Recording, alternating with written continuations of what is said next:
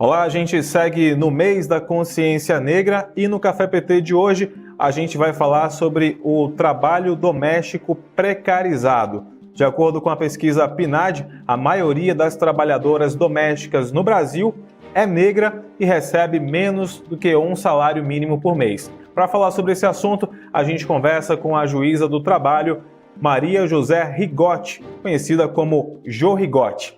Já preparou seu café? Então chega com a gente, porque o Café PT começa agora.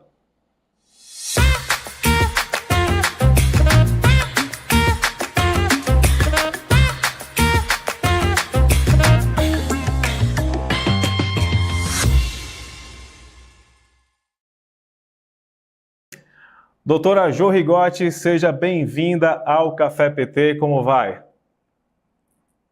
Bem, obrigada. Boa tarde, Anderson. Agradeço a oportunidade de estar aqui e fazer esse bate-papo com vocês. Doutora, vamos falar então um pouquinho sobre o trabalho doméstico hoje no Brasil. A gente está no mês da consciência negra e um dado que chama bastante atenção é que, segundo a pesquisa nacional por amostras por domicílio, a PNAD, a maioria das empregadas domésticas hoje no Brasil é negra, tem mais de 46 anos e ganha menos de um salário mínimo por mês. O que esses dados eles revelam realmente sobre a realidade do trabalho doméstico hoje no Brasil? De fato, Anderson, é uma categoria, essa categoria de trabalhadoras domésticas, né, revela esse expressivo contingente de mulheres. São mais de 90% mulheres. E a grande maioria são negras, de baixa escolaridade em geral, oriundas de famílias pobres, de baixa remuneração. E é uma categoria que impacta expressivamente o mercado de trabalho e a sociedade, porque é uma categoria profissional enquadrada na categoria de cuidado. E o cuidado é o que sustenta a sociedade dentro desse modelo Exato. produtivo. Então, por conta disso, e ser uma categoria, realmente a maior categoria profissional de mulheres do país, mais de 5 milhões, ao mesmo tempo, apesar da importância, um trabalho extremamente precarizado, desvalorizado, invisibilizado, discriminado. Ele carrega uma marca de estigmatização muito grande, de preconceito, né, de grande informalidade. E quando a gente olha para as respostas do porquê, né, ainda acontece dessa forma, a gente pode pensar que remonta a uma prática cultural do período colonial escravocrata, Sim. né, de trazer essa raiz, né, no imaginário coletivo social ainda, né, de todas as violências de mulheres escravizadas do passado, né, que a gente chama inclusive de uma abolição inconclusa, né?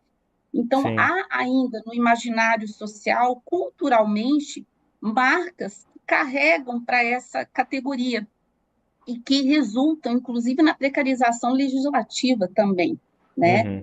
Então, é uma categoria, a gente costuma falar que é uma categoria racialmente genderizada, quer dizer, traz marcadores de opressão relacionados à raça, a gênero e à classe. Então, assim, essas trabalhadoras, elas sentem na pele o que é estar nessa encruzilhada, né, de opressão sobre os seus corpos e sobre o seu trabalho. Quer dizer, ainda é um resquício, né, desse período colonial no Brasil, ainda também um resquício da questão do tempo da escravidão aqui no Brasil, que, querendo ou não faz tanto tempo isso, né, doutora? E que ainda vem se perpetuando, infelizmente, até os dias de hoje, ainda com, diria, um resquício até significativo, né? Isso aí ainda vem sendo trazido ainda até os dias de hoje. Já existem leis trabalhistas para poder defender essa classe, mas muitos patrões, patroas, ainda insistem, inclusive, em desrespeitar essas leis, né? Como é que a senhora observa isso? Exatamente. Se a gente observar, é uma categoria que tem mais de 70% na informalidade. Isso é muito grave, é muito sério, porque o que significa isso? Significa que apenas 30%, em torno de 30%, estão protegidas em termos trabalhistas e previdenciários. E por que há essa informalidade? Né? Por dois fatores principais. Né? O primeiro é que a própria lei, por exemplo, das trabalhadoras domésticas que trabalhem até 2 dias na semana, de permissão que elas estejam na informalidade. Não há obrigatoriedade de assinatura da carteira, por exemplo. E o outro Aham. fator que é mais grave ainda e que realmente reflete nessa informalidade é esse fator cultural. O fator cultural de ainda se ter no imaginário de que são trabalhadoras que não precisam de direitos, que podem ficar na informalidade de descumprimento da legislação trabalhista. Isso a gente vê diariamente em processos e a gente vê na sociedade nos discursos sociais, né? Então, assim, Uhum. é algo muito sério que a gente deve combater realmente, e a gente deve mudar essa chaga, né? Esse resquício que existe ainda de racismo e de sexismo na sociedade brasileira. E ainda tem muito essa questão de que as empregadas, né, especificamente as empregadas domésticas, em alguns casos, elas ainda são tidas, né, pelos próprios patrões como pessoas que, segundo eles, seriam pessoas como se fossem da família. Ainda tem essa questão também da afetividade que faz com que a própria empregada doméstica ela não busque também os direitos por uma questão de achar que se ela for buscar os direitos dela, ela vai de alguma forma deixar os patrões dela decepcionados com ela. Seria mais ou menos isso Sim, também sim, acaba acontecendo, né, doutora Jo? sim. O que acontece é que é uma categoria muito diferente de qualquer outra categoria, porque traz essa questão de interrelacionamento na própria família, né, do afeto envolvido, porque há afeto, porque onde há relação, há afeto, afetos Exato. positivos, afetos São negativos, né? pessoas que estão ali Então, todos os dias na casa, convivendo com toda a família, né, sabendo, conhecendo as rotinas. Então, muitas vezes não tem como você não criar esse vínculo também, né?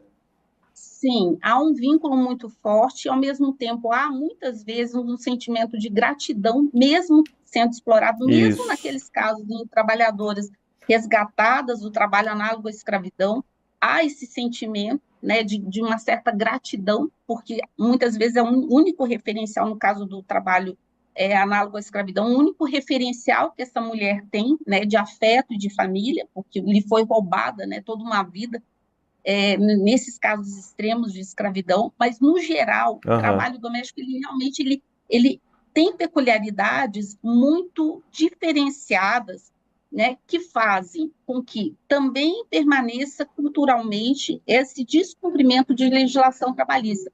Assim, e uma outra questão é que são, muitas vezes, mulheres que estão em situação de vulnerabilidade. Então, assim, muitas vezes o não reclamar, vamos dizer assim, não ir à justiça, não é por desconhecimento, não é porque acham que tem, né, merecem, nada disso. É por Uhum. vulnerabilidade.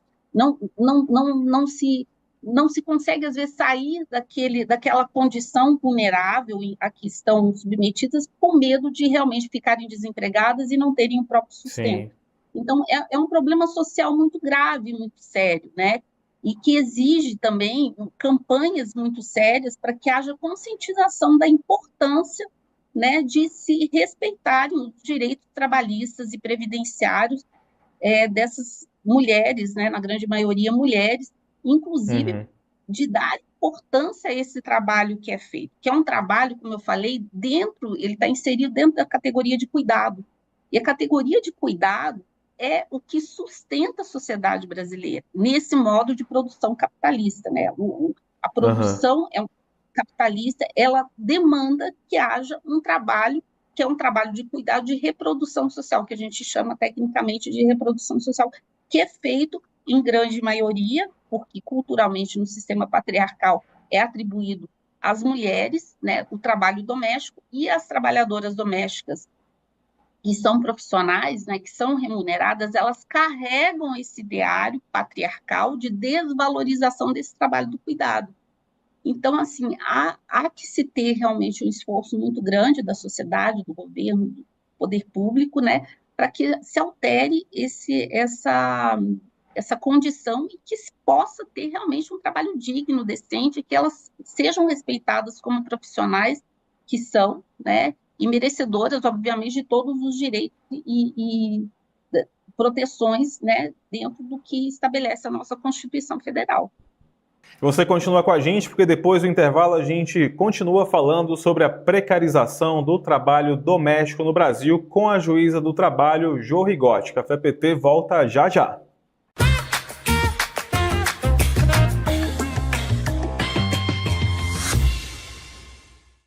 Tudo sobre as ações do governo Lula, os projetos que estão movimentando o Congresso e as principais informações do partido.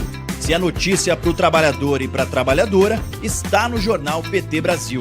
Ao vivo, de segunda a sexta, às 13 horas, com reprise às 22 horas, direto de Brasília para todo o Brasil.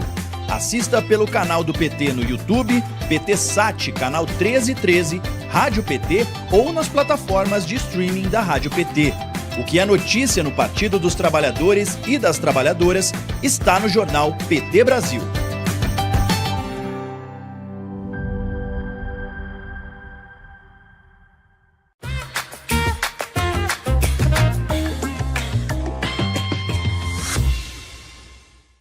É isso aí, já estamos de volta aqui no Café PT. Muito obrigado pela sua companhia. Hoje estamos conversando com a juíza do trabalho, Jo Rigotti, sobre a situação do trabalho doméstico no Brasil.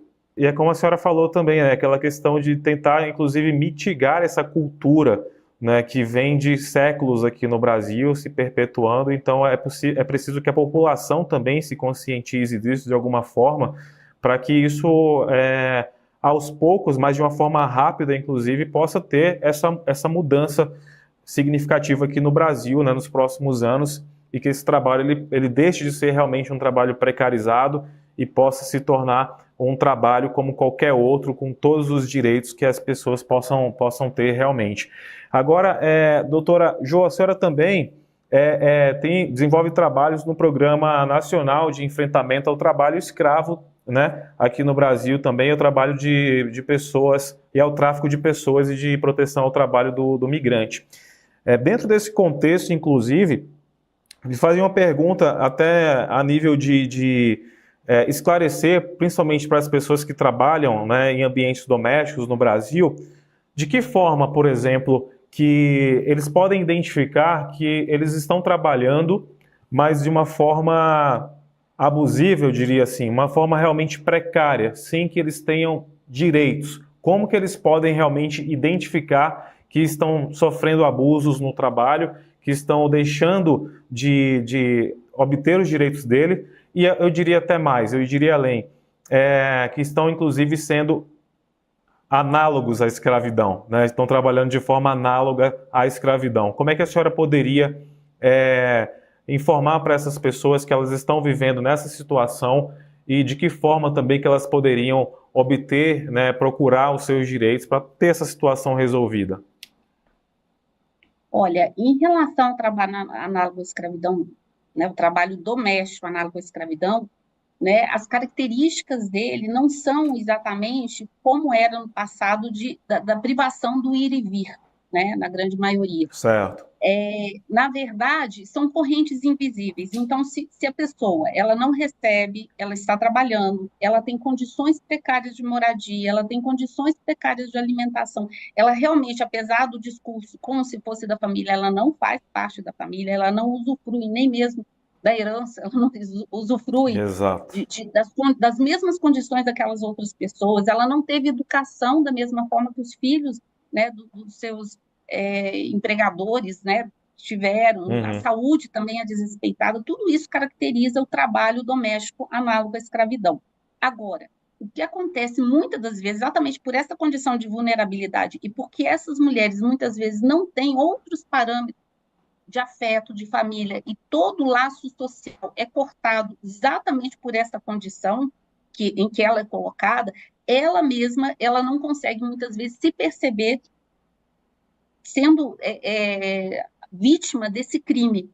Então, o que é importante, no caso do trabalho doméstico análogo à escravidão, é muito importante que a sociedade inteira fique atenta. Então, o seu vizinho pode estar no seu bloco, pode estar, né, ao seu lado, um colega de trabalho, percebendo isso, fazer a denúncia, né, pelo Sistema IP, pelo Disque 100, é muito importante, porque, via de regra, aquela própria pessoa que é vítima, ela não se percebe exatamente pelo estado de vulnerabilidade. Isso fiscais do trabalho relatam muito isso, né? Como que essas pessoas são resgatadas, né? Essas mulheres. Uhum. É muito triste. É realmente assim, é um extremo de crueldade que realmente corta o coração quando a gente vê em que situação essas mulheres são resgatadas, né? Muitas vezes privadas de tudo, né? De uma vida Isso. normal, uma vida social, de educação, de saúde, de tudo. Então, realmente é muito importante que todos tenham os olhos bem abertos, né, em relação a isso. E as trabalhadoras também, domésticas em geral, né, que não estão nessa situação e que trabalham, né, como domésticas, é muito importante que elas realmente tenham ciência, né, em relação aos seus direitos, Sim. procurem saber sobre isso, procurem os seus sindicatos, porque também é algo que é muito invisibilizado, mas há sindicatos das trabalhadoras Uhum. domésticas, a FENATRAD, por exemplo, que é a Federação Nacional das Trabalhadoras Domésticas, né, que tem à frente a Luísa Batista, né, e tem como secretária a Creuza, são pessoas extremamente atuantes também, né, e que fazem um trabalho social fantástico e um trabalho de orientação fantástico. Fora isso, eu tenho que mencionar também que, como política pública do governo federal, é muito interessante que essa questão está no radar, né, o trabalho, a categoria de Sim. trabalhadoras domésticas, né, porque foi criado Exato. um grupo de trabalho interministerial, né, para a criação da Política Nacional de Cuidados e proposta do Plano Nacional de Cuidados, que é muito importante, porque se pensa de uma forma mais estrutural e institucional, porque não adianta, né, a conscientização, ela não, muitas vezes, assim, tá, vamos fazer campanha e tudo, mas exige também política pública de todos os poderes, né, do Sim. poder, tanto que a política pública judiciária é dentro desse programa que você mencionou, né, que é um programa do qual eu participo. Bacana. Mas tem esses outros programas, né, e olhares do governo Uhum. federal atual, né, por exemplo, a Coordenação Nacional de Combate à Discriminação e Promoção de Igualdade de Oportunidade no Emprego, que é CONAI Igualdade, que é a atuação da Secretaria de Inspeção do Trabalho e que tem feito Aham. um trabalho específico para o trabalho doméstico, porque como o trabalho é muito peculiar e tem características peculiares, exige também uma atuação pública, de política pública peculiar, né? De acordo com Isso. essas características, como É você mesmo preciso isso. mencionou, né? Claro. Existe a campanha nacional permanente pelo trabalho decente, que também é muito importante, foi Uhum. em 2022, né, para fomentar, né, a atividade como política pública, trabalho doméstico como um trabalho digno, seguro, sadio, livre de assédio, de violência, de discriminação, como deve ser, né? Tem uma campanha também muito Exato. interessante que se chama Mulheres Mil, Trabalho Doméstico e Cuidados, que é também uma política pública para fomentar a capacitação e qualificação das trabalhadoras domésticas. Uhum. Então, assim, exige, assim, quando a gente fala sobre isso, na verdade, exige uma atuação de todos os poderes, né? E essas Claro. ações do Poder Executivo são muito importantes também, né? Exatamente. É importante ter esse olhar também por parte do governo, do governo federal, né? E o governo Lula também está sempre atento a essas questões dos direitos trabalhistas, né? Inclusive para essa categoria. E a senhora apontou duas coisas, dois itens importantes aí nessa sua fala, doutora, que uma é que as pessoas que mantêm empregadas, né, trabalhadores domésticos nessa situação de análogo à escravidão ou que não permitam que as pessoas tenham acesso aos seus direitos, elas estão cometendo, na verdade, um crime, correto? E uma outra coisa que a senhora também falou, que é importante, é que não necessariamente que as pessoas que são vítimas desse crime, elas tenham que fazer essa denúncia, porque muitas vezes nem elas mesmas têm essa consciência de que estão sendo vítimas desse tipo de crime. E é importante que quem observa isso seja até mesmo um parente, um vizinho, um amigo, né, que estão ali próximos daquela pessoa, faça de fato essa denúncia também, né, de realmente expor essa situação para que esse trabalhador ele possa ter acesso de fato aos seus direitos. Agora também, doutora Jorrigotti, a senhora falou também de algumas ações, né, citou alguns exemplos aí também, inclusive nas esferas do governo, etc. E também, recentemente, o Ministério do Trabalho e Emprego ele criou uma coordenação nacional de fiscalização do trabalho doméstico e de cuidados, que é o CONADEON. A senhora pode me corrigir se eu estiver errado aqui na sigla, mas eu queria saber se a senhora está a par também, né, dessa iniciativa e qual é a sua observação também em relação à atuação da CONADEON em relação a esse tipo de trabalho que tem sido desenvolvido também com os trabalhos domésticos. Essa coordenadoria é uma novidade em termos de inspeção do trabalho, de olhar com foco específico para o trabalho doméstico, e ele é muito importante. E tem se intensificado, por exemplo, as fiscalizações em condomínios residenciais, em clubes, em residências, para fiscalizar tanto o cumprimento da legislação trabalhista, quanto a questão se há algum indício ou denúncia de trabalho doméstico análogo à escravidão. Então, assim, é uma coordenadoria específica que está se especializando exatamente nas características próprias desse trabalho, mas a fiscalização ela deve ocorrer como ocorre com qualquer outra categoria, né? A diferença é que realmente há peculiaridades. Ele é desenvolvido no âmbito domiciliar, ele tem as características próprias, né, do trabalho, mas a fiscalização ela deve atuar tanto quanto atua em outras categorias, né? Então, nesse sentido, é muito positivo, né, essa criação, positiva a criação dessa coordenadoria, e acredito que cada vez mais a gente terá, assim, bons frutos, né, dessa atuação especializada. Muito bem, daqui a pouco, depois do intervalo, a gente continua falando sobre esse assunto aqui no Café PT. Não sai daí que a gente volta rapidão.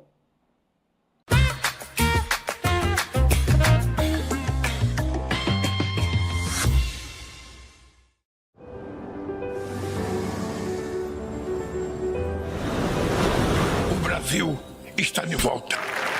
O Brasil está de volta. E por aqui, a nossa pauta é a reconstrução. Dia após dia, mostramos um país que planta respeito e cuidado para acolher desenvolvimento, sustentabilidade e justiça social. Estamos sempre nos reinventando para estar cada vez mais perto dos brasileiros e das brasileiras. Daquelas que votam, das que se candidatam e das eleitas. Daqueles que constroem o Brasil de hoje e dos que sonham o Brasil de amanhã. Estamos presentes nos momentos de luto e nos momentos de luta. Nunca esquecendo o nosso compromisso com a verdade e com a esperança. De um Brasil com oportunidade para todos e todas. Um Brasil gigante. Um Brasil com a cara do povo. Para quem já é de casa, siga em sintonia com a gente. E para você, que ainda não é, muito prazer. Fazemos parte da Rede PT de Comunicação. Somos a TV PT. Aqui brilha uma estrela.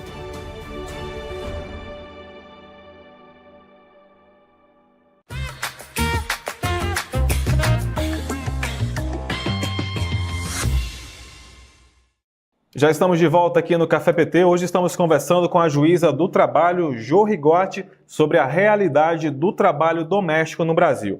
Doutora, a senhora também é autora do livro Ouçam Mirtes, né? Ouçam Mirtes, Mãe de Miguel, Trabalho Doméstico Remunerado e Desigualdades no Brasil. Só repetindo aqui o nome do livro aqui para ficar claro. Ouçam Mirtes, Mãe de Miguel, Trabalho Doméstico Remunerado e Desigualdades no Brasil, que fala aí sobre a história, né, do menino Miguel, de 5 anos, que morreu enquanto a sua mãe trabalhava no edifício de luxo em Recife durante a pandemia, né? Eu acho que muitas pessoas devem se lembrar dessa tragédia que aconteceu e que esse caso ele se tornou um símbolo do trabalho doméstico precarizado, inclusive, né, doutora Jo? Como é que a senhora, o que essa tragédia, na verdade, por que essa tragédia é tão simbólica em revelar essas dinâmicas do trabalho doméstico precarizado? Então, Anderson, esse livro ele foi resultado de pesquisa em sociologia, né, mestrado que eu estava fazendo, e eu me debrucei sobre esse caso, que foi tão emblemático, tão traumático, eu acho que para a sociedade, né? Foi uma tragédia, né? E eu me debrucei sobre o material produzido decorrente dessa tragédia, em que a Mirtes, com sua voz muito potente, gritava por justiça, e a ela se uniram Sim. vários coletivos, artistas, ativistas, associações, foram muitas lives feitas, foi muito material produzido na academia, nas universidades, e eu peguei esse material que uma parte dele não foi divulgado na grande mídia, né, e fiz uma análise muito profunda, olhando para as condições do trabalho doméstico que resultaram, no final das contas, nessa tragédia, né? A Adriana Calcanhoto, inclusive, fez uma música, né? Ela se enganjou na campanha, que é a 2 de junho, ela fala de uma sociedade negra e racista, numa das estrofes, né? Tem um músico também chamado Beto Hong e Manuel Paz, que fizeram também uma música, e uma das estrofes fala: o Brasil, uma criança no elevador procurando a mãe. Então, fazendo referência ao Miguel, então a gente consegue enxergar esse caso como um caso muito emblemático que revela, em toda a sua profundidade, as desigualdades estruturais da sociedade brasileira. E revela também esse racismo estrutural que ainda permanece, o sexismo estrutural que ainda permanece com essa categoria. Né? Quando a gente olha profundamente, né, para o caso, em todos os seus aspectos, né, a questão da educação, a questão da moradia, era a Mirtes e era a mãe dela, a Marta, também empregada doméstica da mesma casa, né? E essa tragédia, ela revela como que esse racismo ele ficou tão assim gritante, né? No sentido assim, por exemplo, uma das partes, né, do livro que é analisada essa questão de como que esse menino negro, filho de filho e neto, né, de empregadas domésticas, de 5 anos, apenas 5 anos, ele não foi visto como criança. Né? Ele foi abandonado à morte dentro de um elevador pela patroa, a Sari, uma mulher branca, rica, de alta, da classe alta, né, da sociedade recifense. E esse olhar, que é um olhar de coisificação, né, daquele corpo de criança negra, é um olhar de coisificação decorrente desse racismo estrutural que ainda existe. Então, assim, tem até uma frase da Mirtes, né, porque eu analiso algumas falas, né, e ela fala, né, ela não faria isso com o filho de uma amiga, e de fato não faria. Por quê? Porque ela não enxergou ali no Miguel uma criança. E ela não enxergou uma criança. Então, isso é um dos simbolismos, né, que esse caso, infelizmente, e é uma tragédia muito triste, realmente, que é muito lamentável, né, que essa mulher, ela tenha que engolir o seu luto e ir à luta, né? Então, assim, é algo realmente muito impactante, né? E que demonstrou, quando a gente olha na profundidade de todos os fatores envolvidos, né? Esse silenciamento, esse apagamento, essa invisibilização de corpos negros e do trabalho doméstico também, o trabalho de cuidado. Agora, eu queria só fazer um adendo que a Mirtes, ela é uma mulher muito potente, né? E ela tem uma incansável luta, né, por justiça, em decorrência da morte do filho dela, o único filho, né? E ela conseguiu, ela conseguiu superar alguns ciclos geracionais e ela está quase se formando no curso de Direito, né, em Recife. Ela é assessora parlamentar hoje da Assembleia Legislativa de Pernambuco. A mãe dela, a senhora Marta, também é uma mulher muito guerreira, né? Ela até deixou o trabalho doméstico, e realmente depois de um trauma desse, né? Enfim. E eu queria fazer esse adendo porque se há, de um lado, né, toda essa questão, a gente vê a força, né, das pessoas e das mulheres negras também, né? Mesmo passando por isso, né? E que realmente é triste que a gente pense que uma mãe que perdeu um filho tem que engolir o luto para ir à luta, né? Mas esse é o nosso Brasil desigual, né? De uma desigualdade abissal, né? Que a gente tem que superar realmente, né? Foi uma tragédia que realmente mexeu, né, com todo o país, e a Mirtes, ela também é um sinônimo de superação, né, e de inspiração para muitas outras mães que às vezes podem passar, inclusive, por uma situação parecida, que a gente espera que nunca mais aconteça aqui no Brasil, e eu acho que um dos papéis que ela está desenvolvendo é justamente esse, evitar que novos casos semelhantes ao que aconteceu com o filho dela realmente sejam reproduzidos no país, né? E, doutora Jo, só para a gente finalizar aqui também a nossa conversa, eu queria falar um pouquinho também sobre um projeto de lei, que é o 3351 de 2024, que foi apresentado pela deputada federal Carla Aires, do PT de Santa Catarina, enquanto ela estava deputada federal, né, que estabelece, inclusive, diretrizes para atender e ressocializar trabalhadoras domésticas resgatadas de situação análoga à escravidão e ao tráfico de pessoas, inclusive. Como é que a senhora observa também essa lei, caso ela seja aprovada, de que forma que ela pode contribuir realmente para que isso, de fato, não ocorra mais aqui no Brasil? Essa lei, ela visa exatamente, eu diria até o pós-resgate, né? O pós-resgate dessas trabalhadoras vítimas desse crime, né? É um projeto muito interessante, claro que ainda vai passar, né, por todo o percurso legislativo, Aham. devendo, inclusive, né, aprimoramentos, inclusive no projeto de lei que a gente identifica, mas é uma iniciativa muito importante, né, porque abre um diálogo para tirar esse véu dessa normalização desse crime que ainda acontece, né?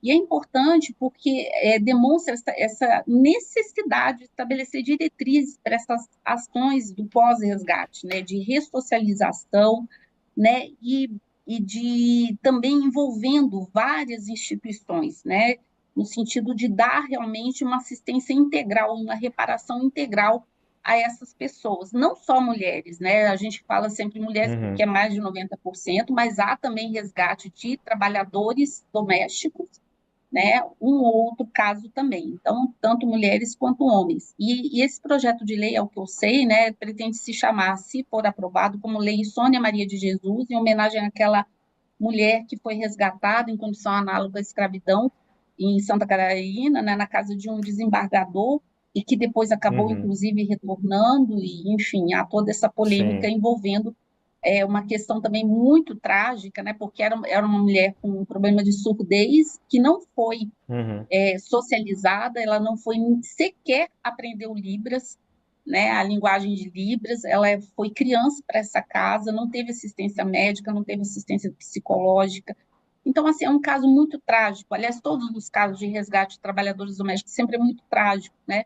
E esse projeto de lei, ele leva em consideração esse perfil dessas pessoas, né, de altíssima vulnerabilidade, porque a gente tem que entender que são pessoas que, tanto quando começaram esse trabalho, na grande maioria, crianças, trabalho infantil, né, e que perderam, muitas vezes, o laço com as suas famílias originais, perderam laços sociais, elas estavam e continuaram durante a vida, às vezes 20, 30, 40, 50 anos, em situação de altíssima vulnerabilidade.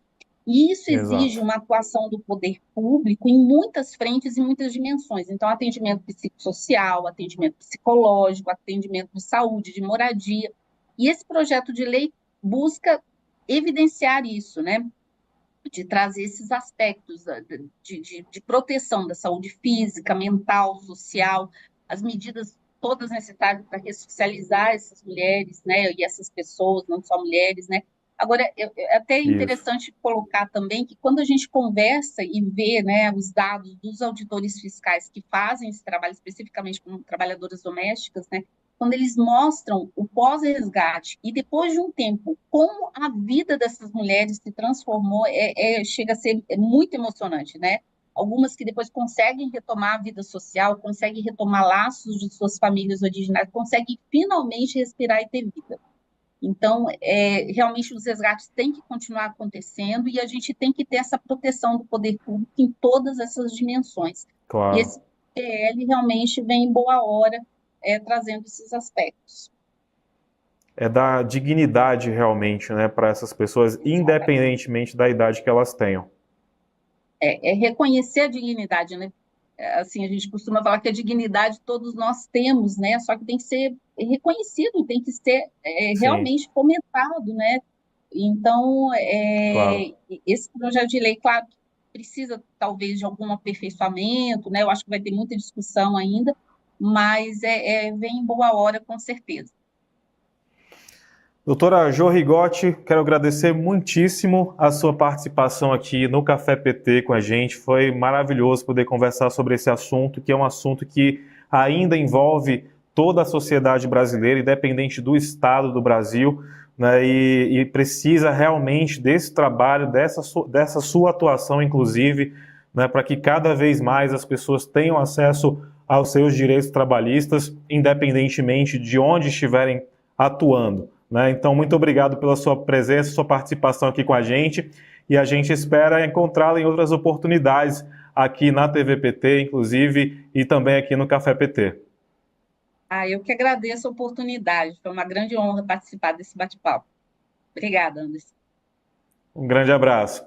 Para você que esteve com a gente aqui no Café PT, muito obrigado pela sua companhia e até o próximo programa.